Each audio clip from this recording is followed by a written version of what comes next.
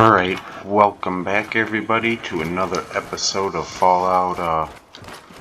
I can't even really say they're tutorials, more like tips and little help nuggets to further along your settlement buildings.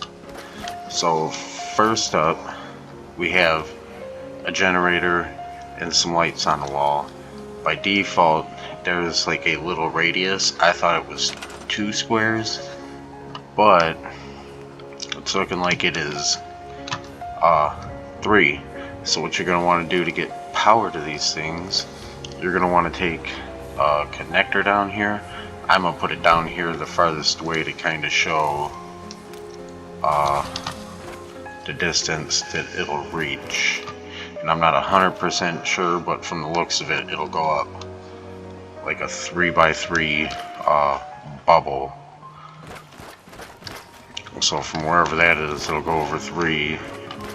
So like if we moved this over here, bam, it would light up. Okay, so if we put that directly in the middle, neither one of them are on. Okay, so it is like a 2.5 squares the power connectors reach on the wall. And that is how you get lights onto the wall working.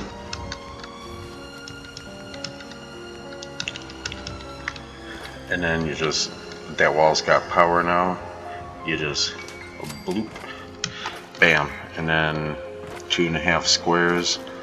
I guess since this square's, well, that's technically in the middle, so yeah, 2.5 squares off a connector, you got power. There's lights. Now for over here, we'll go over some switches and how those kind of work. Let's do that. And then let's get rid of that so we can see the space on the switches too. Okay, so now we're going to need another connector. Let's put it here. Let's get power to the switch. Oh, yep, that's right. I remember with the switch, you don't even need the connector to the wall for some reason. Not 100% sure. But it's got the same radius as the little connectors do, like over here. And we could put this here, and now with power being ran to the switch, it works like any other switch would in the game. You can turn it off, turn it on. This can be used for the machines, it can be used for doors and stuff, which we'll be going over that momentarily. But also with the switch, anything that takes power, like the logic gates, speakers, the manufacturing builders, you can put onto switches, terminals, everything you can run to a switch. You can use any generators you want. I use the big ones for the video purposes and personal preference because they just a lot of power and they're easy to stow away. Alright, now with that, we will come over here, and what we have is a powered door. These work pretty much the same way the lights did. So what we'll do, we'll have to put a connector. There's ways to make this a little neater looking. I'm just doing this for the video.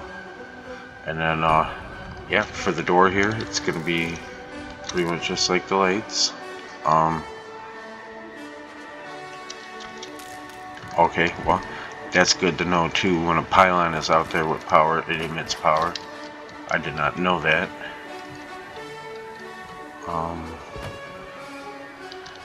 Alright, so let's do this then, now that I know that.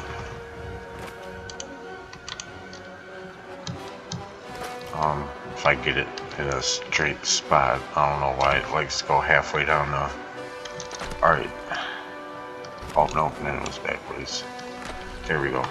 Alright. So the door, there's the switch. It's gonna need power to that. So we'll put power to that. And we'll put power to the switch. Switch got power. Switch is on. Door is open. You can turn it off. Door is closed. And that's the basics of the power. In a little more advanced one, I'll go over like running power lines for the conduit, and we can work on the logic gates, so we can put a secondary switch over here and be able to open and close the door from both sides. All that and more in the next video. And yep, with that, I hope that was helpful and that worked out for everybody, and you all have a wonderful day.